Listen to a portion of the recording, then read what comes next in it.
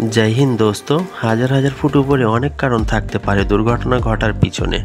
তোমরা তো নিশ্চয়ই জানো, যখন কোনো বিমান দুর্ঘটনা ঘটে তখন ব্ল্যাক বক্স নামে আমরা একটা কথা শুনতে পাই, এবং এই ব্ল্যাক বক্সের মাধ্যমে এভিয়েশন বা বিমান নিরাপত্তা বিশেষজ্ঞরা জানতে পারে যে কিভাবে বিমানের দুর্ঘটনাটি হয়েছিল, কেন হয়েছিল বা কী কারণে হয়েছিল।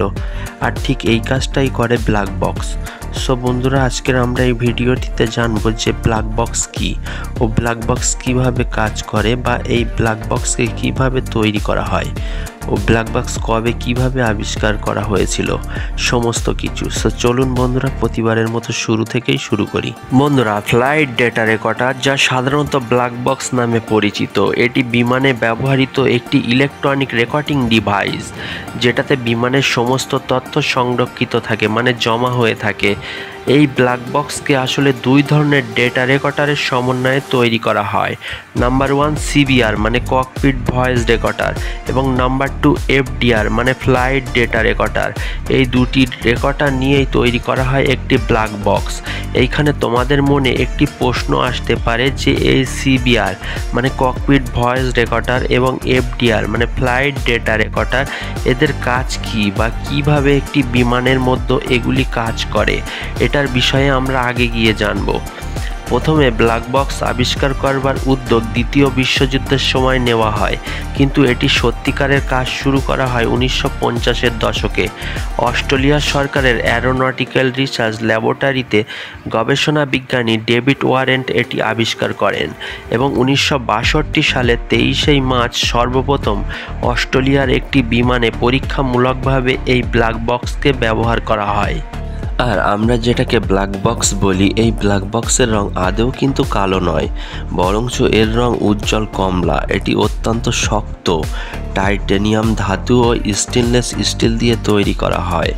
কয়েকটি লেয়ার দিয়ে এটিকে এমনভাবে তৈরি করা হয় যাতে প্রচণ্ড উত্তাপ, ভাঙচুর, পানি বা প্রচণ্ড চাপের মধ্যেও এটি টিকে থাকতে পারে, মানে বেঁচে থাকতে পারে।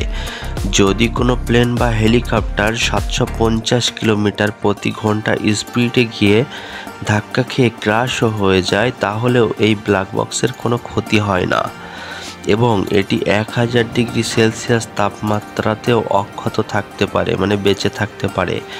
আর এই ব্ল্যাক বক্সটি এতটাই শক্তিশালী যে এটির ওপর যদি 2.5 টন মানে 2500 কেজি ওজনের চাপও দেওয়া হয়, সেটিও সহ্য করতে পারে। এমনকি এই ব্ল্যাক বক্স যদি সমুদ্র পৃষ্ঠে 14,000 ফুট নিচেও ডুবে যায়, তাহলেও এটি কোনো ব্যাটারি ছাড়া 30 দিন পর্যন্ত প্রতি সেকেন্ডে একবার করে সিগন্যাল ছাড়তে থাকে, যেটি শুধুমাত্র জলের নিচেই শব্দ শোনা যন্ত্র সোনার মাধ্যমে জানা যায় বা শোনা যায়।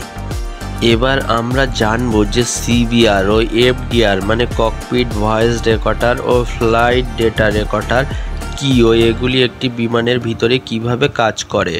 সিবিআর ককপিট ভয়েস রেকর্ডার, এটিতে বিমানের ভিতর ককপিটের মধ্যে পাইলটদের নিজেদের মধ্যে কী কথাবার্তা হয়েছিল, পাইলটদের সাথে বিমানের ক্রুদের কথাবার্তা, ইমার্জেন্সি অ্যালার্ম, পাইলটদের সঙ্গে এয়ার ট্রাফিক কন্ট্রোলের সাথে কথা বলা ইত্যাদি অডিও রেকর্ড করে। এগুলি রেকর্ড করবার জন্য পাইলটদের হেডসেট, কো পাইলটদের হেডসেট, থার্ড ক্রু মেম্বার ককপিটের ঠিক মাঝামাঝি এই জায়গাগুলিতে মাইক্রোফোন লাগানো থাকে। পাইলটদের নিজেদের মধ্যে কথা, পারিপার্শ্বিক বিভিন্ন আওয়াজ, যেমন কোনো সুইচ টেপার বা কোনো ধাক্কা লাগার, এগুলি মাইক্রোফোন ঠিকঠাক করে ধরে নেয়।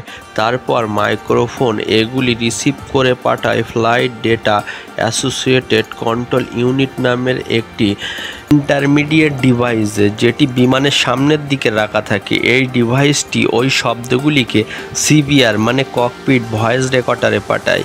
এই ককপিট ভয়েস রেকর্ডারগুলিতে অনেকগুলি মেমোরি চিপ পরপর বিশেষভাবে সাজানো থাকে। এই মেমোরি বোর্ডটি ককপিট ভয়েস রেকর্ডার থেকে সর্বোচ্চ 2 ঘন্টার অডিও ডেটা রেকর্ডিং করতে পারে।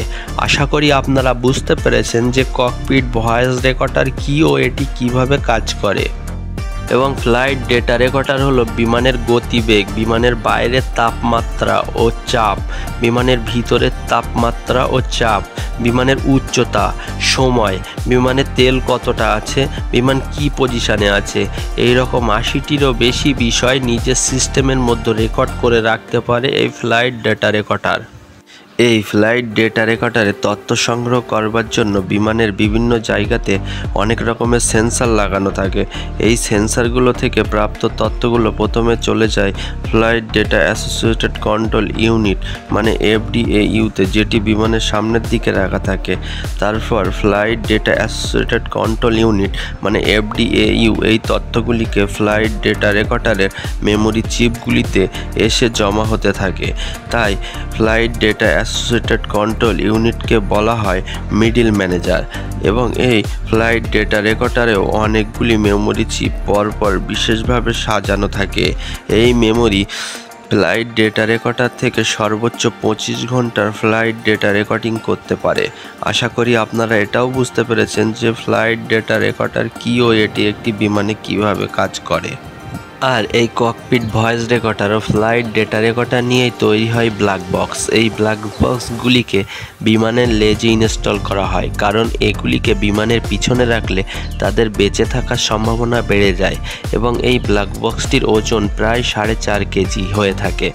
যখন কোনো বিমান দুর্ঘটনা হয়, এই ব্ল্যাক বক্সটি খুঁজে বের করাই হয়ে পড়ে উদ্ধারকারীদের প্রধান লক্ষ্য, কারণ এটি পাওয়া গেলে সহজেই ওই দুর্ঘটনার কারণ বের করা সম্ভব হয়।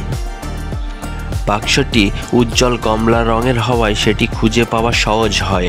ব্ল্যাক বক্সটি পাওয়ার পরেই বিমান দুর্ঘটনা তদন্তকারী বিমান সংস্থা এভিয়েশন বিশেষজ্ঞদের সঙ্গে নিয়ে একটি দল তৈরি করে এবং সেই সাথে প্রযুক্তিবিদদের সঙ্গে নিয়ে তারা ব্ল্যাক বক্স থেকে তথ্য উদ্ধারের কাজটি শুরু করেন। ব্ল্যাক বক্সের অবস্থার উপর নির্ভর করে যে এটি থেকে কত তাড়াতাড়ি তথ্য পাওয়া যাবে, কারণ যদি ব্ল্যাক বক্সটি বেশি ক্ষতিগ্রস্ত হয় তাহলে অনেক সময় মাসের পর মাসও তথ্য উদ্ধারের সময় লেগে যায়, কারণ বিশেষজ্ঞদের খেয়াল রাখতে হয় যাতে তথ্য উদ্ধার করতে গিয়ে কিছু মুছে না যায় বা মেমোরি চিপগুলো ক্ষতিগ্রস্ত না হয়। সো বন্ধুরা, আজকের ভিডিওটি এতটুকুই ছিল। যদি ভিডিওটি তোমাদের কাছে ভালো লেগে থাকে বা ইনফরমেটিভ বলে মনে হয় তাহলে ভিডিওটিতে লাইক করবে এবং চ্যানেলটি সাবস্ক্রাইব করবে। আবার দেখা হবে নতুন কোনো ইন্টারেস্টিং ভিডিওতে। তত সময় সবাই ভালো থাকবে। খোদা হাফেজ।